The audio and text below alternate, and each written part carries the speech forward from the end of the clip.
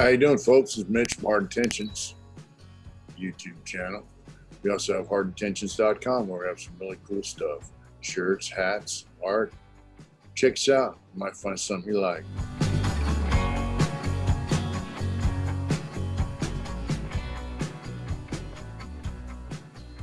All right, here we go. Here we go. Hi, I'm Mitch from Hard Intentions YouTube channel, and this is the first we're going to interview somebody from another country. Yay! Has been to this country. And so how about you introduce yourself and give us, let us know where you live. Yeah, my name's Peter McGregor, and I was born in Scotland, and my parents brought us over to the United States, Los Angeles, when I was 3 years old. So what year would that be? That would have been 1967. All right. 1967, and we moved to Pico Rivera, California, on Slauson, Passons and Slauson's Boulevard in the Mark 90 apartments, right? Wow. I was 3 years old. I lived on Slauson for a while. Yeah, so my parents brought us out there. My father, he got a job working in a factory that made toe popper bombs for the Vietnam War.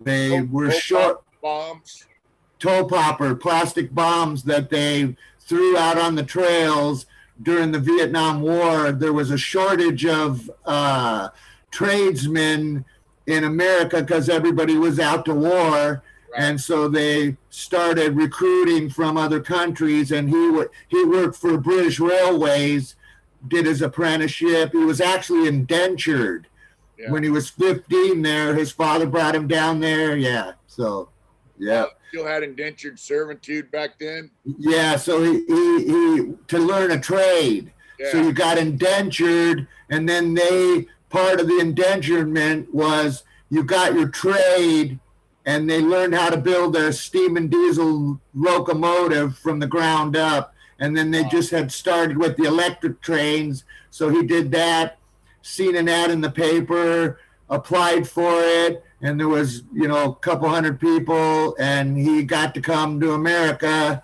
with his family. And he ended up working. Yeah, go ahead. 3 years old then when he came over? Three years old. Yep. And so, yeah. You lived in Pico Rivera now. Pico Rivera was the first place we started, yeah. What kind of neighborhood is that? Because I know kind of what it is now, but what was it? It was the same as back then. Hispanic, right? Yeah, Hispanic neighborhood.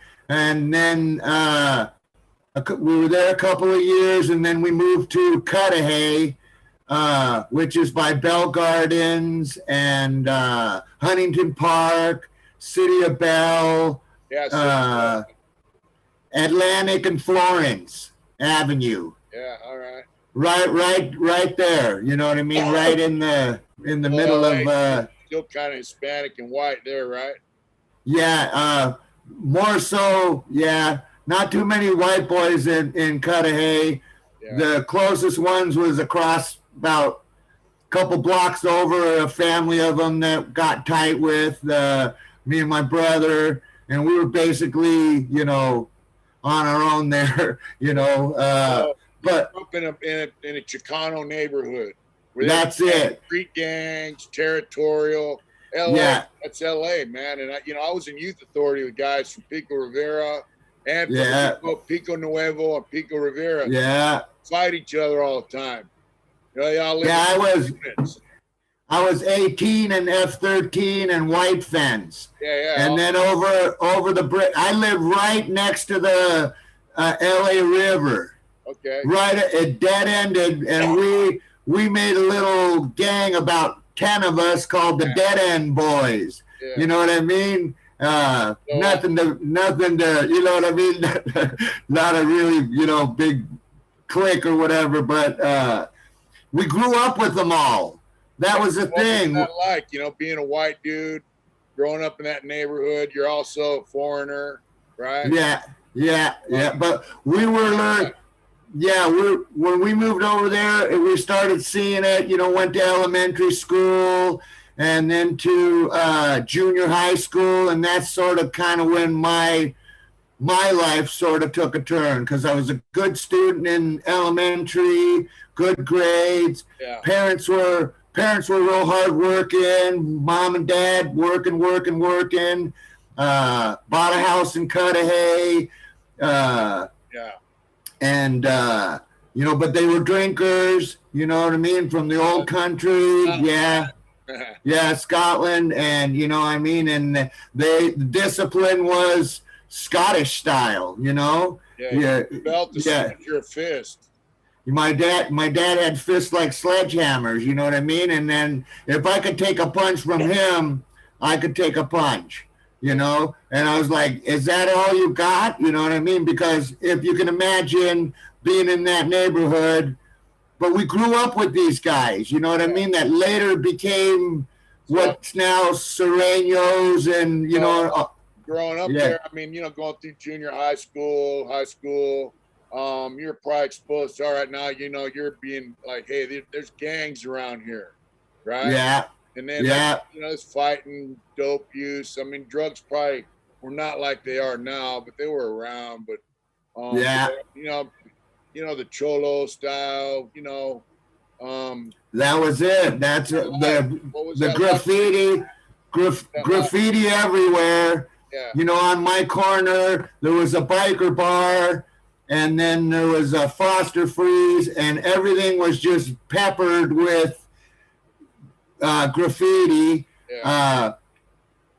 Junior high is when it sort of kicked off for me because we were getting older now, and used to get off the bus, go around behind the barbers, catch now they call it the fade, you know what I mean? And win some, lose some.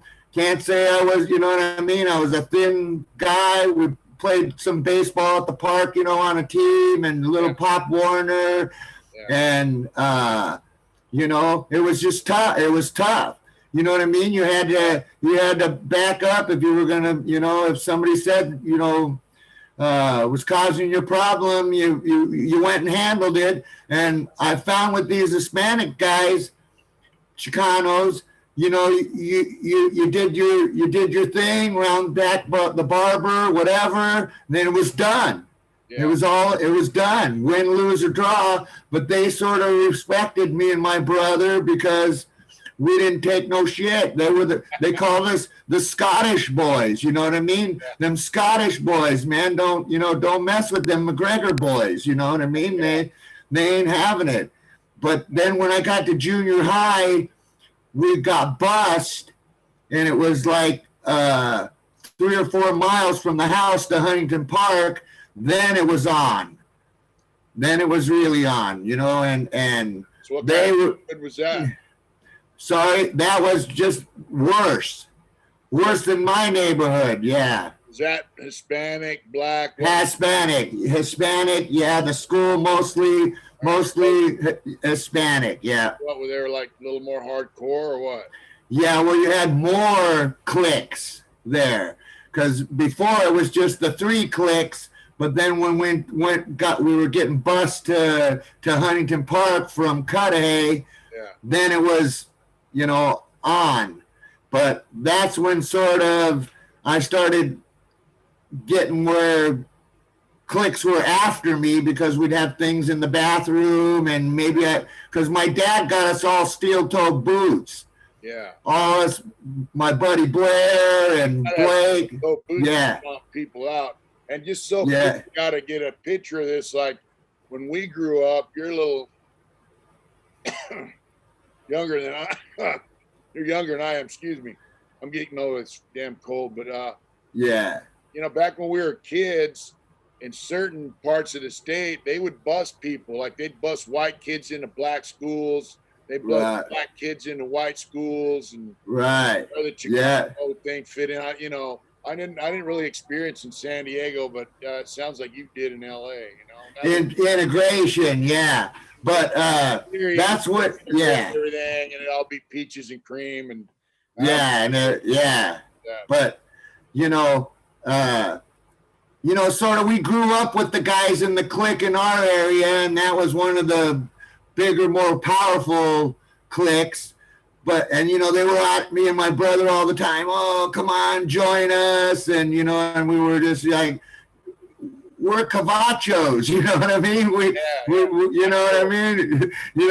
But, hey, because there's a couple times where we were at the park and hanging with them guys and we're all playing baseball. Another clique comes in. It's on and cracking, we're this is our neighborhood too, but we're not affiliated with you. Just keep that, keep that straight. But then so you got a little respect then, right? Yeah. So other than fighting, were you seeing like crime? Yeah, lots of drug dealing. We got in. Yeah. Me and my brother. Well, everybody was doing it. That was your hustle. We get a lid. You know what I mean? We buy a lid, a commercial for 10. Yeah. Roll up doobies and 50 cents a doobie to everybody, and that's how we got. And then get your 10 and keep it going, and and then the better stuff started coming, and we just worked it with like that. So we had pocket money because parents weren't giving you pocket money. If you wanted Vans tennis shoes and Levi's, you got to work for it. So or you wanted something, you had to find the money on your own. Yeah. Yours, I never got no allowance. I'm really amazed at some of the stuff these kids nowadays have, and they don't have to do chores or shit for it. So tablets and all sorts, and video games that are hundreds of dollars. Where I was from, we had a lid is 4 fingers in a baggie. That's a lid of marijuana. That's it. Lids, and we're buying kilos. Because I live right in San Diego, it all came right through there, Yeah, I got there later.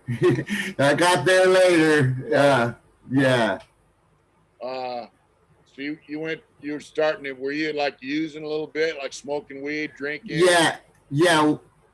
Smoking a little weed and just a little bit of drinking, but really the drinking, it made me sick. I drink a couple cans of beer and it didn't agree with me for whatever reason. Yeah. So I kind of stuck to the smoking the pot, and I felt that sort of calmed me down.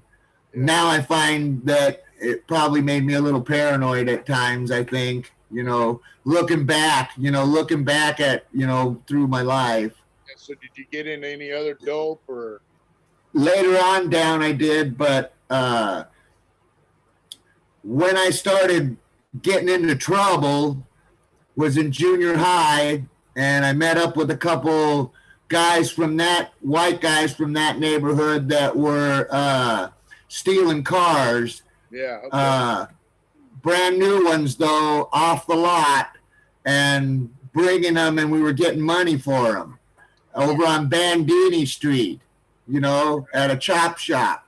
Yeah. So we would go to Cal Worthington or Paramount Chevrolet or all these different car dealerships. Yeah. And, vans, cars, whatever it was, and go there. And it was a guy that was there. I won't say his name. I ain't going to put nobody out there, but he was a little older than us. And I was seeing the money wasn't right for what, he was getting, and then he was giving us like $50, and, and I was like, this isn't it. So then I started doing it with one of my buddies. His name was Pete too. Yeah. Started doing it with him, said, this guy's, he's ripping us off, man. Let's go. Cause once I had met the guy, that did the cars, then we'd just call him. We'd say, this is what I need. And then we'd go right to the lot. They usually have the keys in the visor or under the seat. Yeah. Sometimes we were so brazen, we went right in there and they'd have them on a board. One guy would do a distraction, and the other guy would get the keys, and then we'd wait till lunchtime at the bus stop, and when they dealership guys were going to lunch, the salespeople, and we'd try to find one that was close to the driveway, and then we'd run all around in it, Long Beach, everywhere, and then next day we'd stash it, and then the next day we'd call the guy, and then usually the guy came and picked it up, gave us our money, and eventually we got caught, how old for that. Yeah. How old were you when you got caught for that? 13. Oh, wow. Yeah. Good hustle at 13. Yeah, I thought so at the time. I thought I hit the jackpot, because he was giving us about $400. Yeah. Yeah. You went all for that? Yeah, I went straight to Los Padrinos Juvenile Hall there in Downey. Is that the one they called Central? No, I've been to Central though too. I ended up getting kicked out of Padrinos, for fighting and that. And that was just when I went there. That's just when the black gangs were coming. I don't want to put them. I don't really like to put it all. You know what I mean? But a lot of the Crips and Bloods started. Yeah, that's where it started. Yeah. That's right. Like I went to Youth Authority in 73, 74. Right, just before me. You were just before me getting into the system. They were just starting, and I actually ran into some of them guys in prison that I was with in Nellis. I mean, that's exactly. So that was a rough time for a young white guy in jail. Absolutely. I never made it to Youth Authority, but hats off to you, Mitch. Because I was in camp, and but Central was even, so. I actually watched the Crips. They broke out of Los Padrinos because I went there several times after that.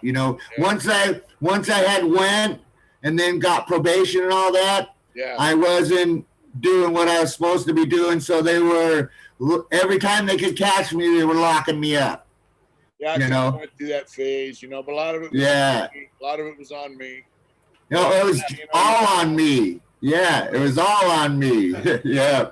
The system is really messed up. Like when I was in Hawaii, there was like 4 white guys on a unit, 30, 40 blacks, 20 Mexicans, and 4 white guys.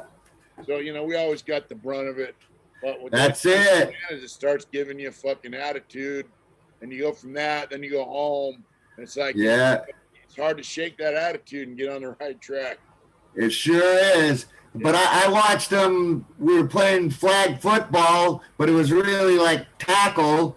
And I seen the guy, they threw the rope with a barbell and a knotted rope over the back wall. It's a big white wall all the way around, so you can't see out like, most of the prisons. It's fences nowadays, not too many walls. Yeah. And 2 guys... And they got out. They went right over that wall. But I'm telling you, the one guy, his feet were going before him. He was going so fast up the wall, and I thought, good on you, Yeah.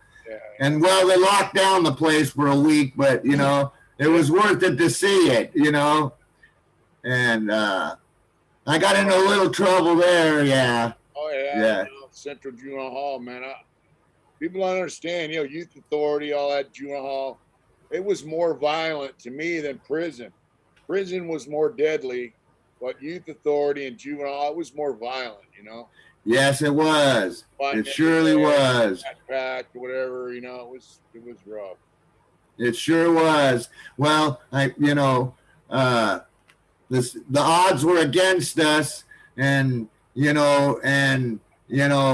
I've always had this, because of the neighborhood I was from, a lot of times it was guys I knew from the neighborhood in there, so they were cool with me. Yeah. But, these guys from other cliques, and it was kind of funny because, like, they'd be having trouble with my homeboy, Night Owl or whatever, you know what I mean? And he was kind of my buddy from the streets, but that was it. But I kind of felt I needed to look out, help him if they're going to jump him, because, it's never a fair fight.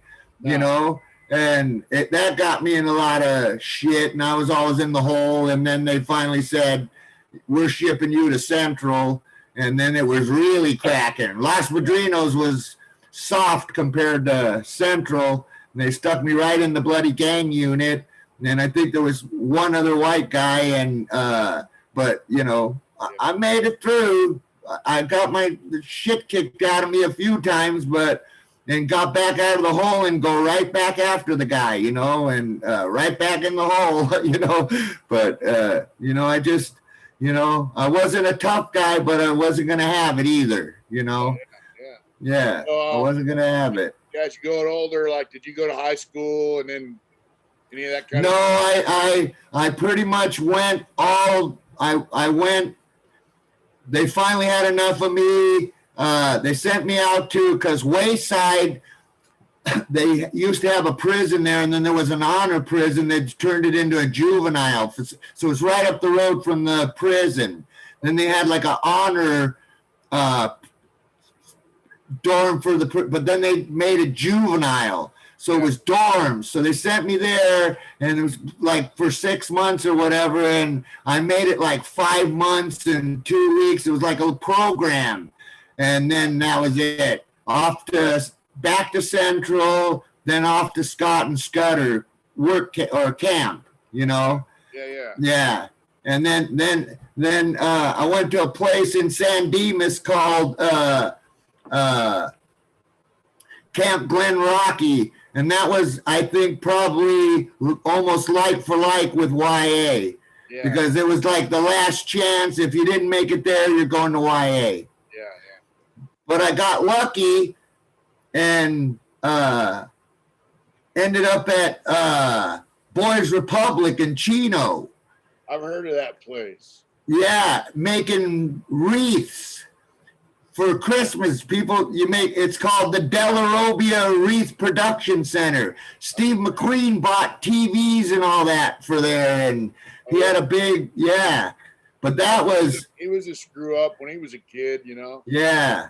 He bought TVs for everybody or whatever. Not for everybody, but for the units and that, yeah. And so all this time you knew you're from Scotland, right? Yeah, they knew I was from Scotland. Most people knew because You knew it, right? You knew that your family came from Scotland? Yeah. So, all right. But that didn't really, I mean, you just figured you're here, right? Yeah, I figured I was here, and... So you're just running amok thinking, hey, I'm just here. So that's exactly it. Yeah. Done with your juvenile criminal career. So, you know, that ended. Did you stay out of trouble or you start working or what happened? I went in the Navy. I went to Job Corps.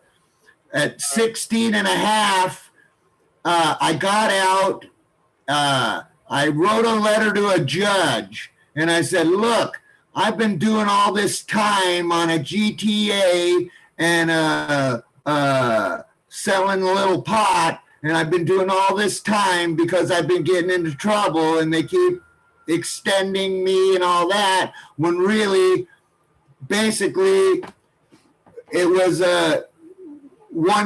2 felonies, and I had been doing years on it. It seemed like as a kid, it seemed like years. Here's the deal, like me, you're a ward of the state. Once you become a juvenile offender, it's not a criminal thing. You're a ward, you become a ward of the state. 602, that's what they said, 602, yeah. Parents don't have control over you no more, the state does. That's what they did to me. Yeah. I went to youth authority. They gave me a 6 to 9 month sentence, and I ended up doing like 2.5 fucking years on it.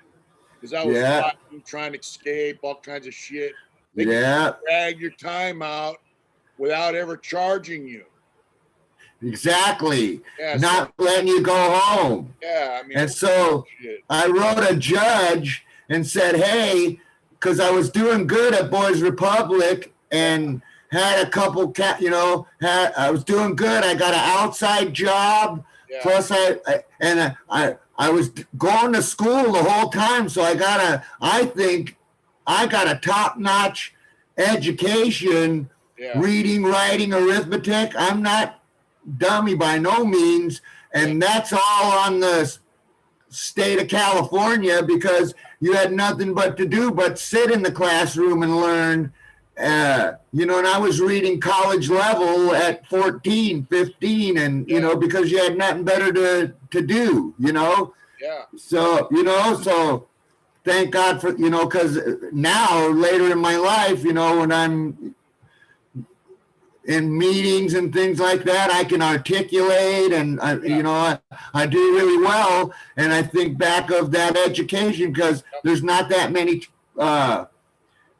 students in the classrooms in there. You know what I mean? I don't think kids in public education even get shit like that now. I remember authority too, and school was also a way to stay out of the fucking unit and out of.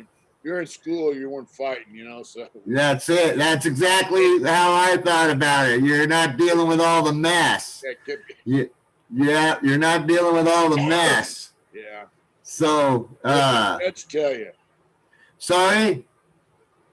What did that judge say when you wrote that letter? So I wrote the letter to the judge because I got all my court paperwork out, because they were doing all that paperwork stuff way back then too. You know what I mean? So I got my paperwork out because I ain't nothing funny, never told on anybody. My father instilled that into us anyway. And my neighborhood, don't tell. Don't say nothing about nobody, you know, so, and we never did.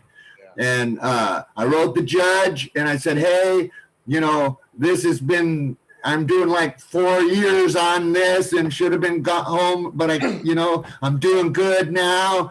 And got a letter back with the judge's stamp saying, release this man on this day, or release this boy on this day. And my dad came with his big white Ford King Cab pickup truck, and everybody was saying, you ain't getting out of here or whatever. And even the counselors hated me. You know what I mean? They freaking hated me, you know? They took me to juvenile hall a couple of times and said, we'll leave you down there for a month just to let you cool off. You're getting in too many fights. And I was like, you know, and then I started doing good, and I started working for a guy at his house, doing all his yard and everything like that. I think he was a donor to Boys Republic. Yeah. And I was doing good in school, so my parents even came there, and then they were saying he's got good grades, he's working outside, you know what I mean? He's got an outside job, he's doing great, you know, and you know, they were just gunning for me, these counselors, because some money went missing, and I had money, and then so they did this big group thing. And so it started out with 30 of us, all the homeboys from every clique in the LA, and a couple white guys, few Asian dudes, and then the group got smaller and smaller and smaller till there was about 4 of us. And they just said, if you don't say you did it, you're going for the ride to Central or Padrinos. I think that one's closer. And I said, on my mom, I didn't do it. You know, I didn't take that man's money. I ain't no thief like that. Yeah. You know what I mean? I was never a thief like that. You know what I mean? Yeah. And later on, I wasn't a thief. I was more of a drug dealer, not a thief. So you weren't a thief? Yeah, I wasn't. I loathe that. You know what I mean? People that are jail, prison, anywhere, sneak thief is someone else. Steal your shit behind your back.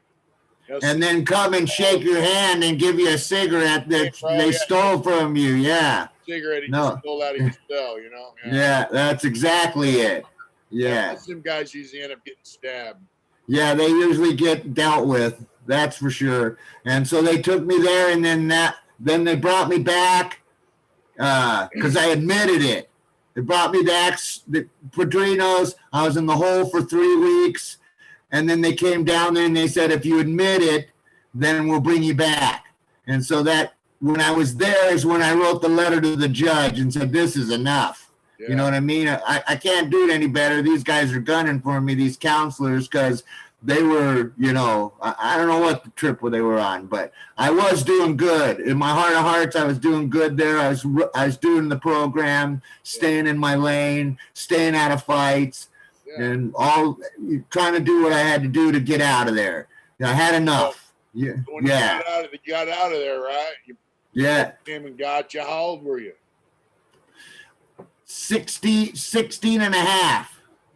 You said 16 and a half. What did you do when you got out? You joined? I went to Job Corps in Oregon.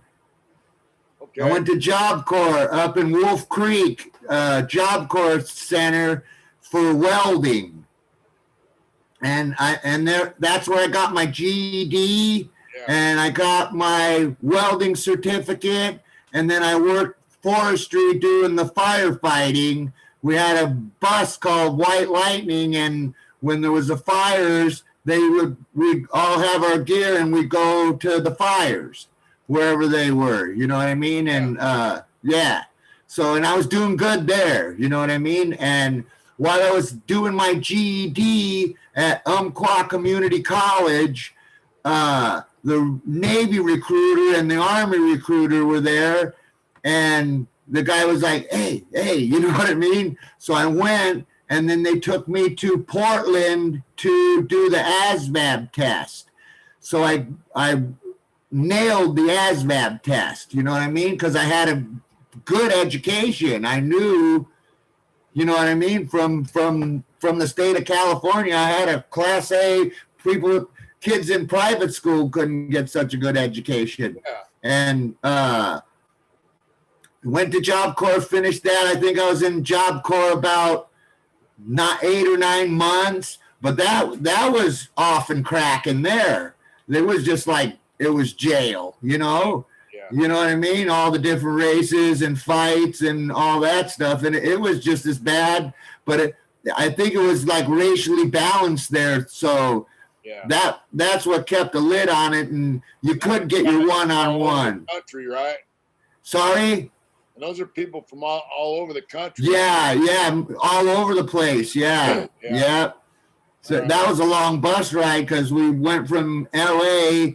They brought us to the Job Corps people brought us to the Los Angeles Greyhound station, and then we got on a bus and right up to Oregon. And then they met us with a bus from the Job Corps because it was a ways up the road, Glide, Oregon. It's beautiful country though up there though. Oh yeah. And I met a forestry guy, this guy Big John, who taught me a thing or two. You know, he was a forestry worker that was a teacher, and I started kind of clicking a little bit because he was teaching me, you know what I mean, about fires, and took an interest in me, and a healthy interest, you know what I mean? He was a good dude. And, you know, I've had people in my life that, you know, and he was one of them. Shout out to John from up in Job Corps, you know what I mean? He probably passed away by now because he was an older cat.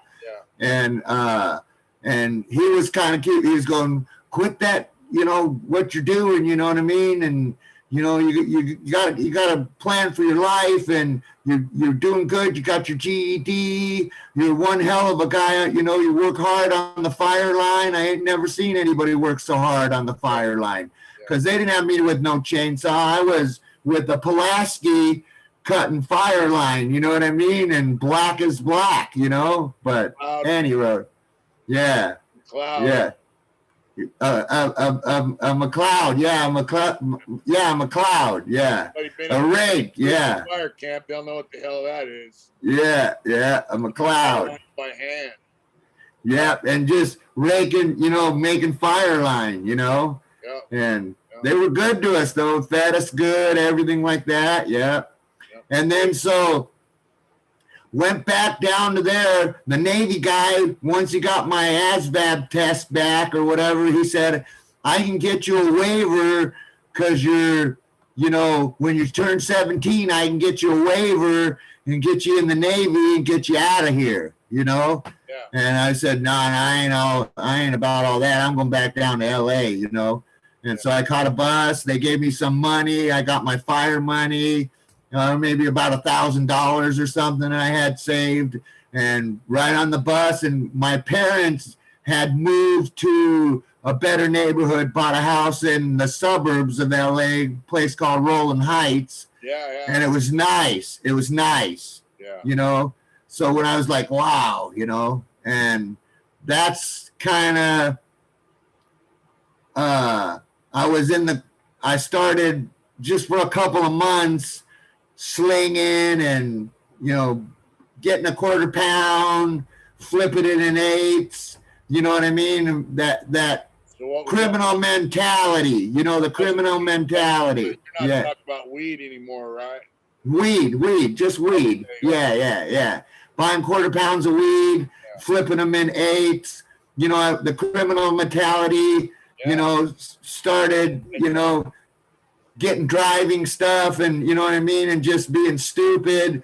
And the recruiter guy called the house. And then my dad, you're not saying no to my old man, you know what I mean? God rest his soul. He was a good dude, you know what I mean? My old man was a good dude. Later on in life, I realized that. Yeah. You know what I mean? He just wanted the best for me, you know, and he came to this country or in America to make a better life for his family. And I sort of fucked up, but I know he's proud of me now. So that makes me, you know, happy. You know what I'm saying? Dad said he's going to the Navy, huh? That's exactly what he said. He said, because he got wind of it from my mom. I said, don't say the recruiter called. And he called the guy and he said, oh, he's really interested. He's really interested. And so then they hooked me up with the recruiter that was in my area. Yeah. And so then I went down to AFES in LA and all that, and went on all the, you know, the physical and all the stuff that they do to get you in. And because I'd already done the test, I did really well on the test. And they said, you know, what do you want to do? And I said, you know, something mechanical, you know, something like that. So I went for like, you know, mechanic, like working on the boats, that kind of thing. Because we're kind of, my family from my father's end, we're mechanically inclined. Right. Our family. My son is now. He works on planes in Goleta in Santa Barbara. Yeah. He's got a story, but anyway, I'm glad he's doing good because he followed this old man's footsteps. But thank God he got sense now. You know, he were in Corcoran Shoe for about 5 years. Wow, my boy, yeah, and he's in one of the bloody white gangs or whatever, hit squads and all that. You know what I mean? And what a fucking mess. You know what I mean? Yeah. So you're in the Navy. So I'm in the Navy. I go to the Navy boot camp. I'm in the crack rifle squad. They tell me, oh, no, we can't send you to your rate, you know, for mechanics. We don't have room in the A school, but we'll send you out to 32nd Street. You can be in the fire squad, fireman apprentice. So I said, well, let's. Firefighter. Yeah, firefighter. So I said, yeah, let's do it, you know. So I did. Firefighter in the Air Force. Oh, my brother was in the Air Force. Yeah, he's an avionics. Yeah. He's a firefighter in the Air Force. What? Sorry? Excuse me, Mitch? Your son? What did you say? Oh, my nephew. Your nephew. All right, cool. Firefighter in the Air Force. Yeah, I was in 32nd Street, your neck of the woods, San Diego, you know. Yeah. And I was attached to the Kitty Hawk. Oh, yeah. But, Kitty Hawk, yeah. Yeah, but I just basically stayed being a fireman for NTC, RTC, sometimes if they had a fire at Pendleton, like that, basically stayed there for my 4 years. So honorable discharge, it made a man out of me. Yeah. I've seen things differently. If I'm not mistaken, the Kitty Hawk had several fires. Yes. And it was there, but I think it's out of Virginia now. I think they took the Kitty Hawk to Virginia. Yeah. Yeah, Dam Neck, Virginia, there's a base. Yeah. Yeah, so. Fires on a Kitty Hawk, though. Yeah, well, we had a guy lock himself in the toilet paper, all the dry goods, toilet paper, paper towels, committing suicide, and just got a guy. Me and a guy came there. I got a hole tech. We cut a hole in the door and just stuck the hose through and put it out. Wow. He was having some emotional problems, the poor guy, Yeah. Yeah. That was a shame. Yeah. Got out of the Navy. You got a sense of purpose now, maybe. I don't know. I thought I did. So I went, and my father, he had started a structural steel implant maintenance business that was doing really, really well. Yeah. So I went and did that with him for a while, because I knew how to weld and I knew a little thing about a thing. And then he would have journeyman pipe fitters and journeyman welders and have some pretty big jobs in LA, Compton, big industrial jobs and structural steel, huh? Yeah, structural steel and implant maintenance. We used to do a lot of the bakeries and felt companies and just all kinds of stuff that he did. And, he'd put me with the journeymen and they would teach me, but, I knew a thing or two, and I'd pick up this and I'd pick up that. And I was like a helper, but, he paid me pretty good. Yeah. And then I got with a girl that lived next door to she was beautiful. You know what I mean? She was beautiful. She lived 2 doors up from my parents. That didn't work out. So I moved, it was not good. So I moved up. My brother got out of the Air Force and he was working at Santa Barbara Airport for Tracor doing avionics, all the instruments in the planes. And he was living in Carpinteria, and he said, I got to get you out of there, get up here, And I ended up getting a job in the motor pool there at the same place he was at. Yeah. That's up by Lompoc. My son lives in Lompoc. Yeah. He just got married, yeah. So, yeah, Goleta is just the next one up 101 from Santa Barbara. So, but he started working in the motor pool, huh? Yeah, motor pool, fixing all the, the lifts and all that kind of stuff. My brother got me the job, and I worked graveyard shift with a couple of essays, Hispanic dudes, and we made sure that everything was all ready for them to work on the planes the next day. Yeah. And it's still, my son works there now for Federal Express in those hangars. Oh, wow. So, yeah, and there's guys there that I worked with that my son is now saying, your old man's all right, Yeah. I remember this and I remember that, you know what I mean? Yeah, but they wanted this big rolling gate put in, electronic gate, and we jackhammered, and if you know anything about airplanes, it's always real thick cement and thick asphalt because the weight of the planes, and we were bashing them in with a big jackhammer through the night, putting the poles up, and then when the gate came, I put the gate all together, and we had it all going for all the executives coming in, and we gave them all the openers, all the big execs, and they were all happy. And well, the guy that ran the day shift motor pool, he wasn't too happy. He'd been there about 20 years. So then they called me in one day and said, we're switching you to day shift and we want you to mow the lawn. You know what I mean, right? And I said, so I said, I'm out of here. So, but in between all that, I started using my plugs in Los Angeles, bringing stuff to Santa Barbara and getting high dollar for it. Yeah. Because it was the good and they were just getting crap. and I was getting, from my homeboys in my old neighborhood. So I had a racket, and that was going good for a little while because I started up a just weed. No, it got to everything. Yeah. You know what I mean? Because the market was there. Yeah. And, and I was, double almost, and I was just beelining back. I said, I got a job doing this, going down. Yeah. Going down to my neighborhood and back.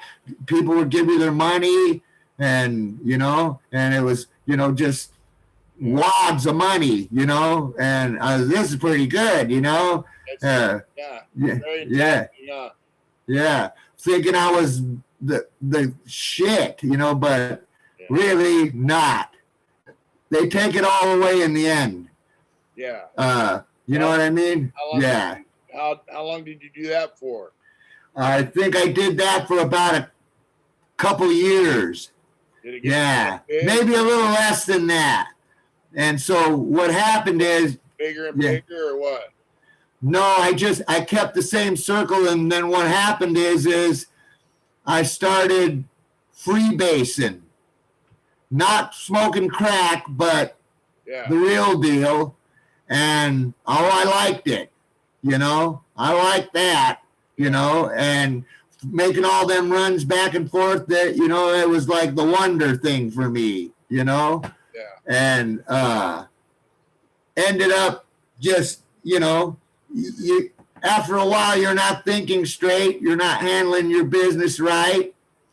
And it's right when the crack stuff started really happening down in LA.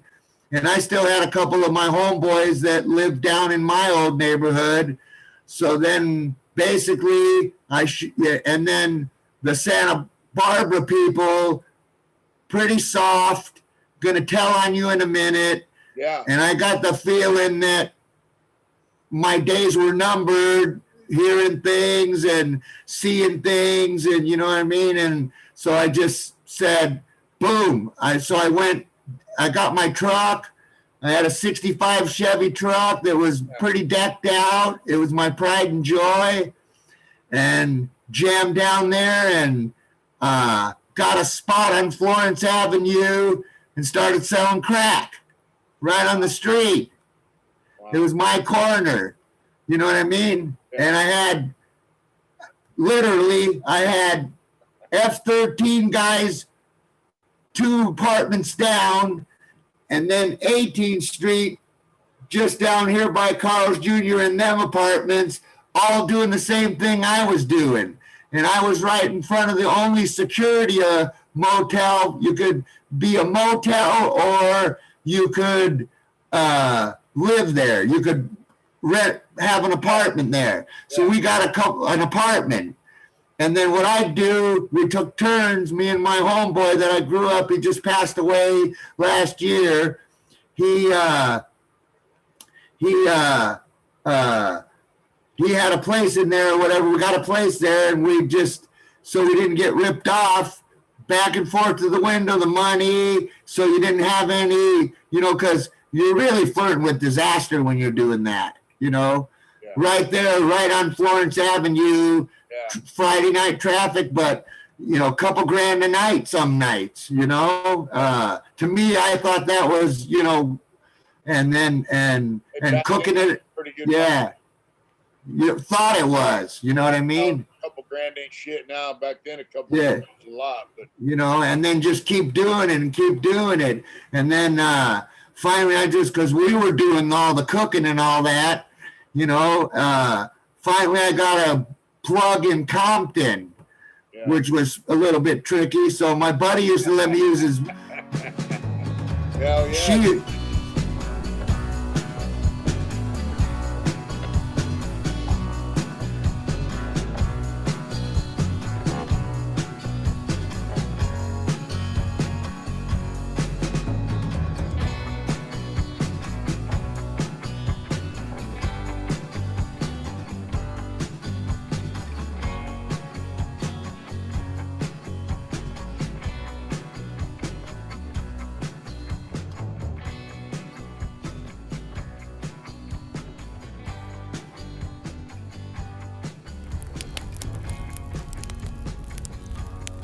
Whatever you do, remember, do it hard.